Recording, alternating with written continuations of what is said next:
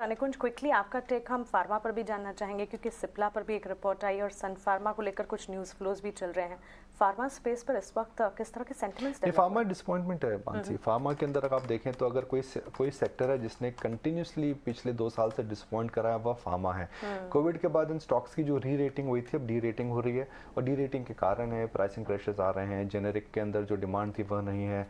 हालांकि हम बात कर रहे हैं कि वो कैप्टा हेल्थ केयर के अंदर स्पेंड बढ़ रहा है ग्लोबली और लोकली, मगर उसका जो पूरा का पूरा टेम्पलेट है वह शायद फार्मा कंपनीज के अंदर देखने को नहीं मिल रहा है। भले ही वह सन फार्मा हो या डॉक्टर रेड्डी हो, भले ही वो सिप्ला जैसी बड़ी कंपनी हो या फिर छोटी फार्मा कंपनीज हो जिन्होंने यूएस में जिनका यूएस में इस समय प्रेजेंस है। फार्मा के अंदर प्राइसिंग इस समय एक बड़ा इशू है, खास करके सिप्ला को लेकर के, क्योंकि पीतमपुरा ने को 8 ऑब्जर्वेशंस मिली हैं फॉर्म 83 के अंदर, फॉर्म 483 के अंदर।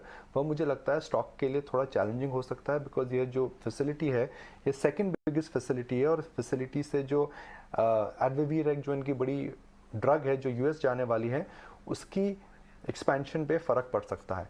मगर अगर आज सिप्ला ज़्यादा गिरता है या कुछ दिनों में गिरता है तो मेरे हिसाब से उसमें बायर होना चाहिए आपको, क्योंकि सिप्ला एक ऐसी कंपनी है जिसका डोमेस्टिक प्रेजेंस काफ़ी ज़्यादा है। फार्मा के अंदर अच्छी खबर और बुरी खबर दोनों है। सेक्टर ने डिसअपॉइंट करा मैं मानता हूँ, मगर आपको ऐसी कंपनीज में नज़र रखनी चाहिए जो डोमेस्टिक फोकस ज़्यादा है। तो अगर आप सिप्ला को कंपेयर करें डॉक्टर रेड्डी से या सन फार्मा से, ऑरबिंदो फार्मा से या लुपिन से, इनका डोमेस्टिक प्रेजेंस बहुत ज़्यादा है।